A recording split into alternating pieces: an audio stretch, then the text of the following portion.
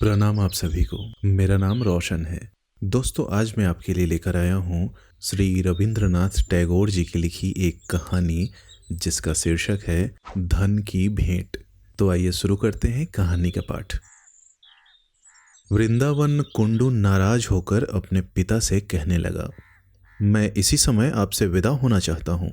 उसके पिता जगन्नाथ कुंडू ने घृणा प्रकट करते हुए कहा, अभागे, नीच, मैंने जो रुपया तेरे पालन पोषण पर खर्च किया है उसे चुकाकर ही ऐसी धमकी देना। जगन्नाथ ने घर जैसा खाना पीना होता था उसमें कुछ ज्यादा खर्च नहीं आता था। भारत के प्राचीन ऋषि बचत के लिए ऐसी ही वस्तुओं का इंतजाम कर लिया करते थे। जगन्नाथ के व्यवहार से लगता था कि वह इस मामले में उन ऋषियों के ही पग चिन्हों पर चलना पसंद करता था। आदर्श को निभाने में असमर्थ था। इसका कारण यह था कि जिस समाज में उसका रहन सहन था वह अपने प्राचीन आदर्शों से बहुत गिर चुका था, और कुछ यह कि उसकी आत्मा को शरीर के साथ मिलाए रखने में प्रकृति की संगति थी। जब तक वृंदावन अविवाहित था उसका निर्वाह जैसे तैसे होता रहा, किंतु विवाह के बाद उसने सीमा से बाहर इस उत्तम और सुंदर आदर्श को जो उसके महामना पिता ने अपना रखा था त्यागना शुरू कर दिया। ऐसा ज्ञात होता था कि सांसारिक सुख ऐश्वर्य के संबंध में उसके विचार आध्यात्मिकता से भौतिकता की ओर बदल रहे हैं, और खाने पीने की कमी से उसे भूख, प्यास, सर्दी, गर्मी आदि जो कष्ट भी सामने आते हैं उसने उन्हें सहना पसंद न करके संसार के साधारण व्यक्तियों जैसा आचरण करना आरंभ कर दिया। जब से वृंदावन ने अपने पिता के बनाए उच्च आदर्श को त्यागा तभी से पिता और पुत्र में कलह आरंभ हो गई। इस कलह ने चरम सीमा का रूप उस समय धारण किया जब वृंदावन की पत्नी अधिक बीमार हुई और उसके इलाज के लिए एक वैद्य बुलाया गया। यहाँ तक का व्यवहार भी क्षमा करने के योग्य था, किंतु जब वैद्य राज ने रोगी के लिए एक कीमती दवा का निर्णय किया तो जगन्नाथ ने समझ लिया कि वैद्य राज अयोग्य हैं और वैदक के नियमों से बिल्कुल अपरिचित। बस उसने उसी समय उनको मकान से बाहर निकलवा दिया। वृंदावन ने पहले तो पिता से काफी अनुनय विनय की कि दवा जारी रखे, फिर झगड़ा किया, परंतु पिता के कान पर जूं तक न रेंगी। अंत में जब पत्नी स्वर्ग सिधार गई तो वृंदावन का क्रोध अधिक बढ़ गया और उसने अपने पिता को इस सब के लिए जिम्मेदार ठहराया। जगन्नाथ ने स्वभावतः उसे समझाने की बहुत कोशिश की और कहा, तुम कैसी नासमझी की बातें करते हो? क्या लोग तरह तरह की दवा खाकर नहीं मरते? यदि कीमती दवाएं ही मनुष्य को जीवित रख सकती तो बड़े बड़े राजा महाराजा क्यों मरते? इससे पहले तुम्हारी माँ और दादी मर चुकी है, बहू मर गई तो क्या हुआ? समय आने पर सभी को यहाँ से कूच करना है। वृंदावन यदि दुखी और सचेत होकर वास्तविकता समझने लायक न होता तो संभव था कि उसे इन बातों से कुछ सांत्वना मिलती। इससे पहले मरने के समय उसकी माँ और दादी ने दवा न पी थी, और दवा न लेने की यह परंपरा बहुत पहले से इस खानदान में चली आई है। नई पौध का चरित्र इतना बिगड़ चुका है कि वह पुराने ढंग पर मरना भी पसंद नहीं करती। जिस युग की चर्चा हम कर रहे हैं उन दिनों अंग्रेज भारत में नए नए आए थे, किंतु उस समय भी इस देश के बड़े बूढ़े अपनी अपनी औलाद के स्वभाव से आश्चर्य और विकलता प्रकट किया करते, और अंत में जब उनकी एक न चलती तो अपने मुंह से लगे हुए हुक्कों से सांत्वना पाने की कोशिश करते।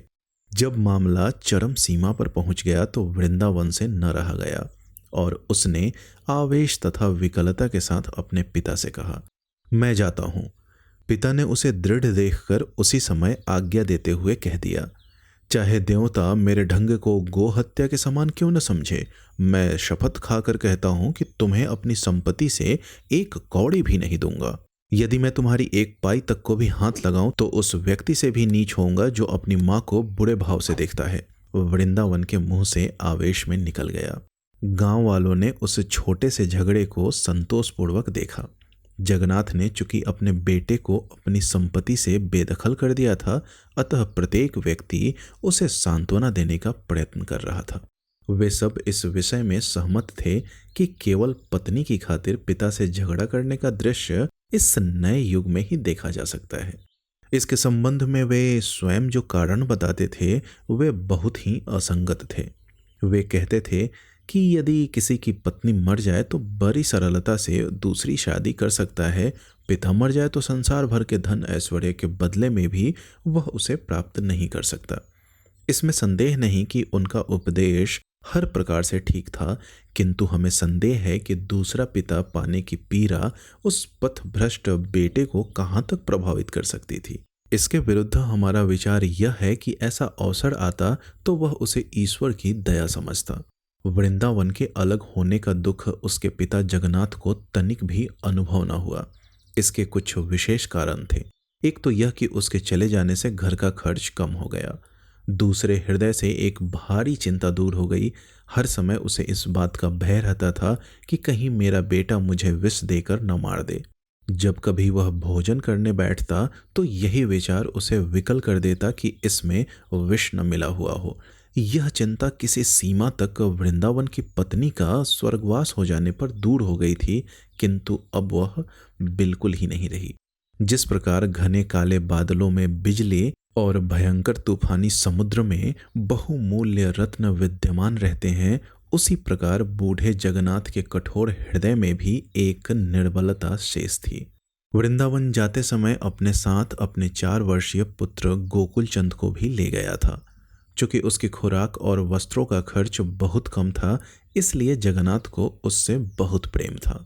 जाते समय जब वृंदावन उसे अपने साथ ले गया तो सबसे पहले दुख और पछतावे की अपेक्षा उसने अपने मन में हिसाब किताब करना शुरू किया कि इन दोनों के चले जाने से खर्च में कितनी कमी हो जाएगी, इस बचत की सालाना रकम कहाँ तक पहुँचेगी, और इस बचत को यदि किसी दूसरी रकम का सूद समझा जाए तो उसका मूलधन कितना हो सकेगा। जब तक गोकुलचंद घर में था वह अपनी चंचलता से जगन्नाथ का ध्यान अपनी ओर आकर्षित करता रहता था, परंतु उसके चले जाने पर कुछ ही दिनों में ही बूढ़े को ऐसा अनुभव होने लगा कि घर काटने को दौड़ता है। इससे पहले जिस समय जगन्नाथ पूजा पाठ में तल्लीन होता तो गोकुलचंद उसे छेड़ा करता। भोजन करते समय उसके आगे से रोटी या चावल उड़ाकर भाग जाता और स्वयं खा लेता, और जब वह आय व्यय लिखने बैठता तो उसकी दवात लेकर दौड़ जाता। किंतु अब उसके चले जाने पर ये सारी बातें भी दूर हो गईं। जीवन में रोजाना का काम धाम उसे भार अनुभव होने लगा। उसे ऐसा मालूम होता था कि ऐसा विश्राम भविष्य के संसार में ही सहन किया जा सकता है। जब कभी वह गोकुल की चंचलता को याद करता तो रजाइयों में उसके हाथों के छेदों या दरी पर कलम दवात से उसके बनाए हुए भद्दे चित्रों को देखता तो उसका हृदय कष्ट के मारे बैठ जाता।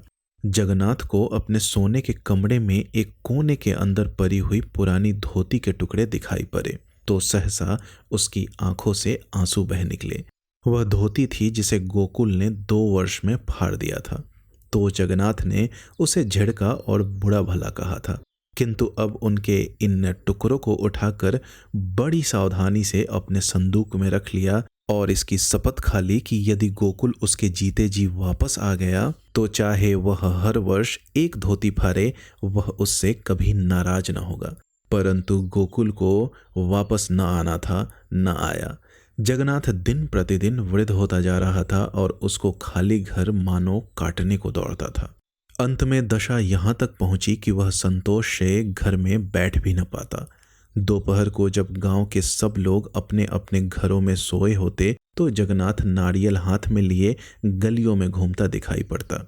गांव के लड़के जब कभी उसे अपनी ओर आता देखते तो खेल छोड़कर दूर जा खड़े होते और ऐसे गीत गाने लगते जिसमें एक स्थानीय कवि ने वृद्ध जगन्नाथ के कंजूस स्वभाव की प्रशंसा की थी।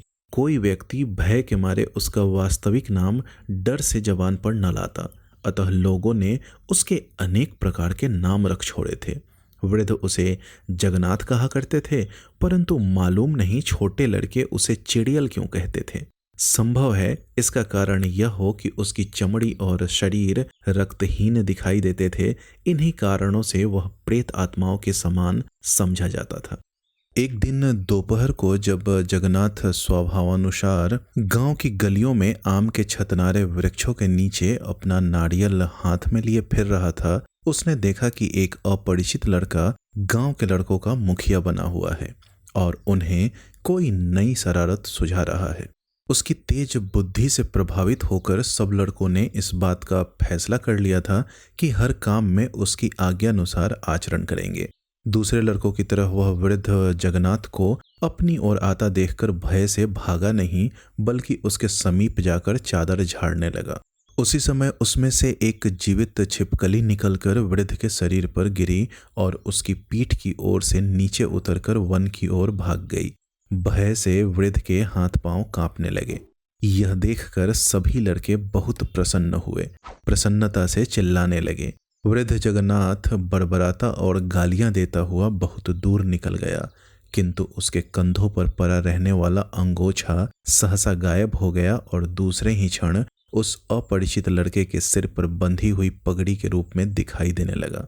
यह देखकर जगन्नाथ पहले तो कुछ चिंतित हुआ, फिर वह गांव की प्रतिदिन की कठोरता को इस प्रकार पराजित होते देखकर प्रसन्न भी हुआ। काफी दिनों से लड़के उसकी छाया ही देखकर दूर भाग जाया करते थे और उसे उनसे बोलने तथा बातचीत करने का अवसर ही न मिलता था। अपरिचित लड़का इस शरारत के बाद दूर भाग गया था, किंतु बहुत फुसलाने पर वह उस वृद्ध के समीप आया। फिर दोनों में इस तरह बातें होने लगी। बेटा, तुम्हारा नाम क्या है? नितई पाल। घर कहाँ है? मैं नहीं बताऊंगा। क्यों नहीं बतलाओगे? मैं घर से भाग कर आया हूं। भागे क्यों थे? मेरा पिता मुझे स्कूल जाने के लिए कहता था। जगन्नाथ के हृदय में विचार आया, ऐसे होनहार लड़के को स्कूल भेजना कैसी बेकार की बात है। वह कैसा लड़के के भविष्य के परिणाम की ओर से आंखें मीचे रहने वाला पिता होगा जो इसे स्कूल भेजना चाहता है। थोड़ी देर बाद वह कहने लगा, अच्छा, तुम मेरे घर में रहना पसंद करोगे? लड़के ने उत्तर दिया, क्यों नहीं। उस दिन से वह लड़का उसके घर रहने लगा।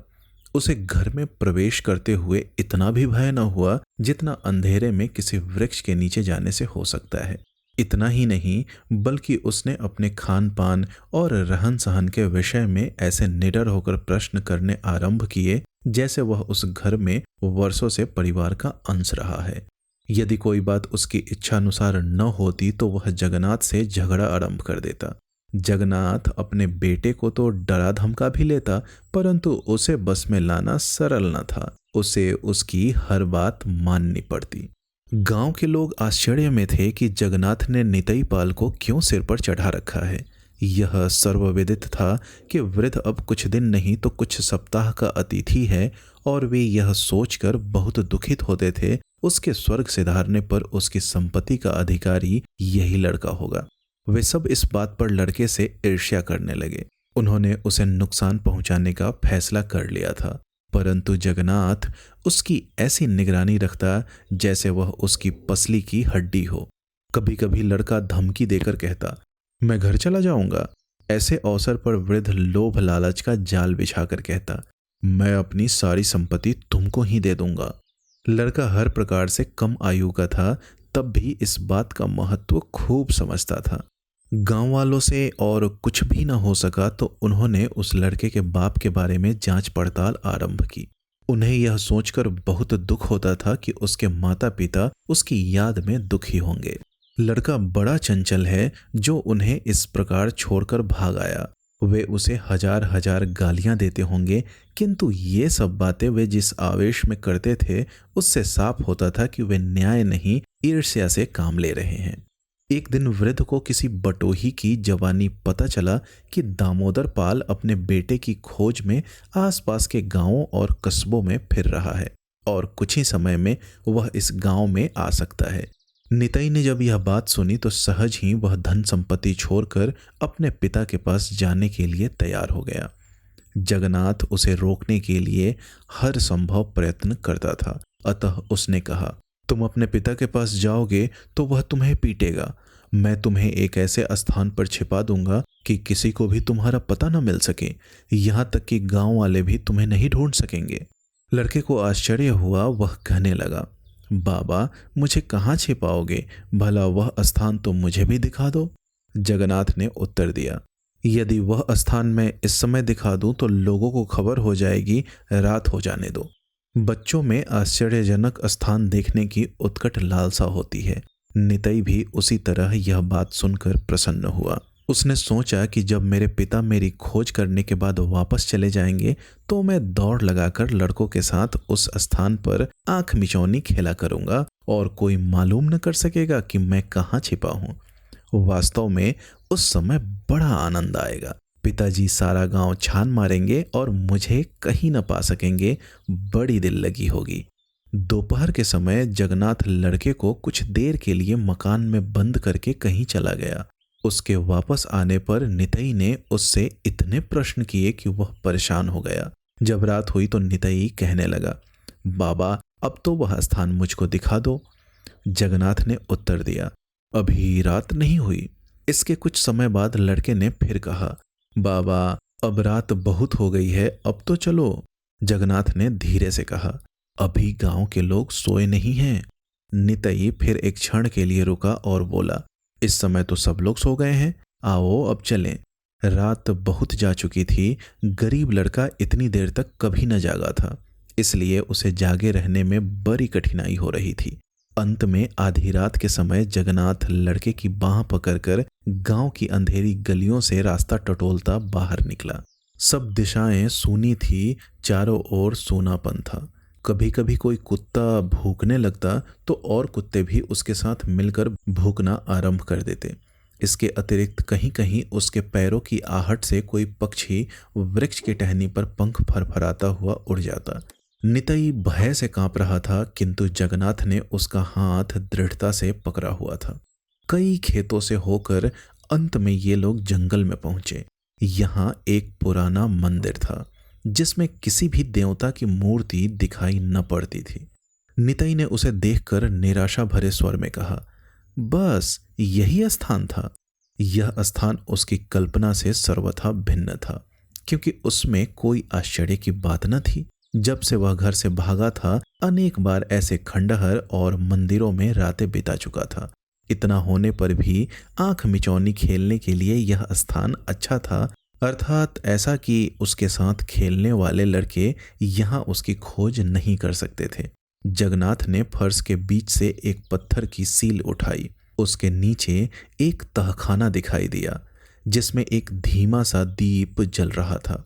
भय और आश्चर्य दोनों बातें लड़के के हृदय पर जमी हुई थी। अंदर एक बांस की सीढ़ी खड़ी थी। जगन्नाथ नीचे उतरा, नितई भी उसके पीछे हो लिया। नीचे उतरकर लड़के ने इधर उधर देखा तो उसे चारों ओर पीतल के टोकने पड़े हुए दिखाई दिए। उनके बीच में एक आसन बिछा हुआ था और सामने थोड़ा सिंदूर, घिसा हुआ चंदन, कुछ जंगली फूल और पूजा की शेष सामग्री रखी हुई थी। लड़के ने अपनी जिज्ञासा शांत करने के लिए उन टोकनों में से कुछ के अंदर हाथ डाला और जब हाथ बाहर निकाल कर देखा तो मालूम हुआ कि उनमें रुपए और सोने की मोहरें भरी हुई थी। इतने में वृद्ध जगन्नाथ ने नितई से कहा, नितई, मैंने तुमसे कहा था ना, मैं अपनी सारी संपत्ति तुम्हें दे दूंगा। मेरे पास कोई अधिक संपत्ति नहीं है, किंतु जो कुछ भी है वह इन पीतल के टोकनों में भरी है और यह सब मैं आज से तुम्हारे हवाले करता हूँ। नितई प्रसन्नता के मारे उछल पड़ा और बोला, सच? क्या तुम इनमें से 1 रुपया भी अपने पास न रखोगे? वृद्ध ने उत्तर दिया, यदि मैं इसमें से कुछ लूं तो मेरा वह हाथ कोढ़ी हो जाए, किंतु यह संपत्ति मैं तुम्हें एक शर्त पर देता हूँ। यदि कभी मेरा पोता गोकुलचंद या उसका भी पोता या परपोता या उसकी औलाद में से कोई व्यक्ति भी इस रास्ते से होकर जाए तो तुम्हारे लिए अनिवार्य होगा कि यह सारी संपत्ति उसको सौंप दो। लड़के ने थोड़ा ध्यान से सोचा कि वृद्ध पागल हो गया है, फिर कहने लगा, बहुत अच्छा, ऐसा ही करूंगा। जगन्नाथ ने कहा, बस तो इस स्थान पर बैठ जाओ। क्यों? तुम्हारी पूजा की जाएगी। लड़के ने चकित होकर पूछा, यही रीति है? वृद्ध ने उत्तर दिया, यही रीति है। लड़का उछलकर तुरंत आसन पर बैठ गया। वृद्ध जगन्नाथ ने उसके माथे पर चंदन लगाया, भ्रिकुटियों के मध्य सिंदूर की बिंदी लगा दी, जंगली फूलों का हार उसके गले में डाला और कुछ मंत्रों का उच्चारण करने लगा। बेचारा नितई देवता की भांति आसन पर बैठा बैठा उकता गया, क्योंकि उसकी पलकें नींद से भारी हो रही थी। अंत में उसने घबरा कर कहा, बाबा। परंतु जगन्नाथ उत्तर दिए बिना ही मंत्र पढ़ता रहा।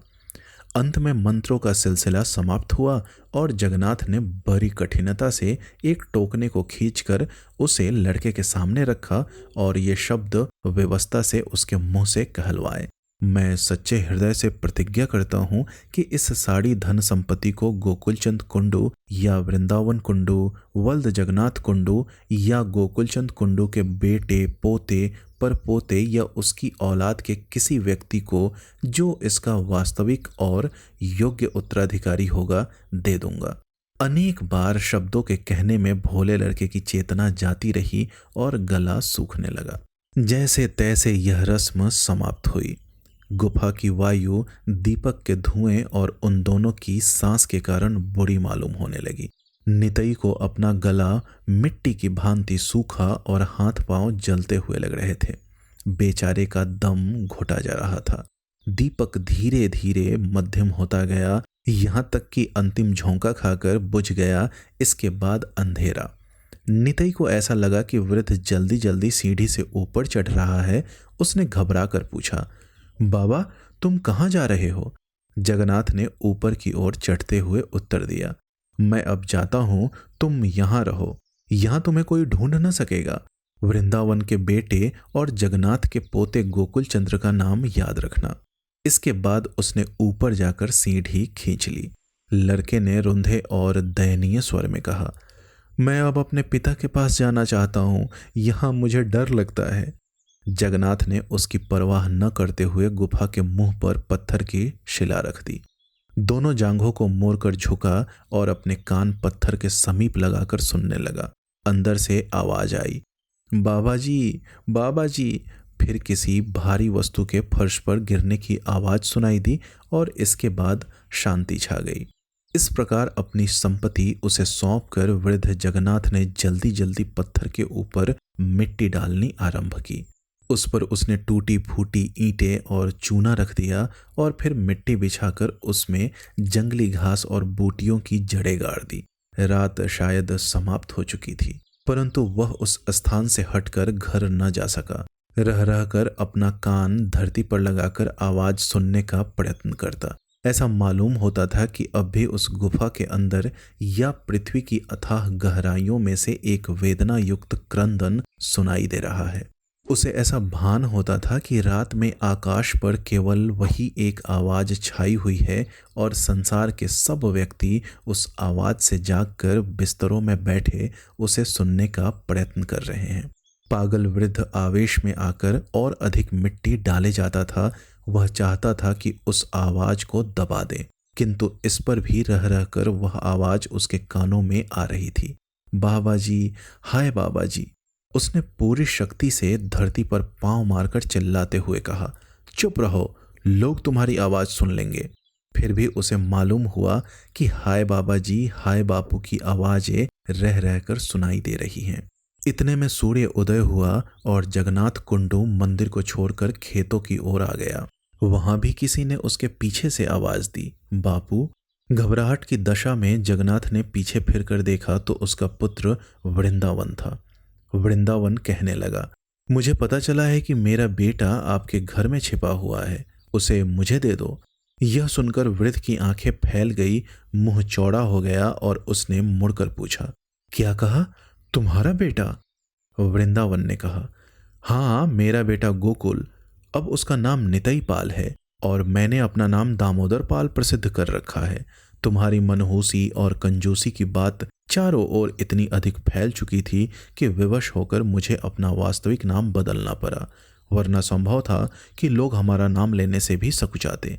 वृद्ध ने धीरे से दोनों हाथ सिर के ऊपर उठाए। उसकी उंगलियां इस प्रकार कांपने लगी मानो वह वायु में किसी अदृश्य वस्तु को पकड़ने का प्रयत्न कर रही हो। फिर वह अचेत होकर पृथ्वी पर गिर पड़ा। जब उसे चेत हुआ तो वह अपने बेटे की बाँह पकड़कर उसे घसीटता हुआ पुराने मंदिर के समीप ले गया और पूछने लगा, तुम्हें इसके अंदर से रोने की आवाज सुनाई देती है? वृंदावन ने उत्तर दिया, नहीं। वृद्ध ने कहा, ध्यान से सुनो, कोई आवाज अंदर से बाबा जी कहती सुनाई नहीं देती। वृंदावन ने फिर कान लगाकर उत्तर दिया, नहीं। इससे वृद्ध जगन्नाथ की चिंता किसी सीमा तक दूर हो गई। साथ ही उसके मस्तिष्क ने भी उसे जवाब दे दिया। उस दिन के बाद उसकी दशा यह थी कि गांव में आवारा फिरता और लोगों से पूछा करता, तुम्हें किसी के रोने की आवाज तो नहीं सुनाई देती? लोग उसके पागलपन पर ठहाका लगाते। इसके लगभग 4 वर्ष बाद जगन्नाथ मृत्युशैया पर पड़ा था। संसार का प्रकाश धीरे धीरे उसके नेत्रों के सामने से दूर होता जा रहा था और सांस अधिक कष्ट से आने लगी थी। सहसा वह विक्षिप्त अवस्था में उठकर बैठ गया। उसने अपने दोनों हाथ ऊपर को उठा लिए और वायु में इस प्रकार चलाने लगा जैसे वस्तु को टटोल रहा हो और कहने लगा, मेरी सीढ़ी किसने उठा ली? उस भयानक बंदी गृह में से जहां न देखने को प्रकाश और न सांस लेने के लिए वायु थी, बाहर निकलने के लिए सीढ़ी न पाकर वह फिर अपनी मृत्युशैया पर गिर पड़ा और जहां संसार की अस्थाई आंख मिचौनी के खेल में कोई छिपने वाला पाया नहीं गया, उस श्रेणी में लोप हो गया। दोस्तों, उम्मीद करता हूँ यह कहानी आपको पसंद आई होगी। ऐसी ही ढेरों कहानियाँ सुनने के लिए आप हमारे चैनल से जुड़े रहें। बहुत बहुत धन्यवाद।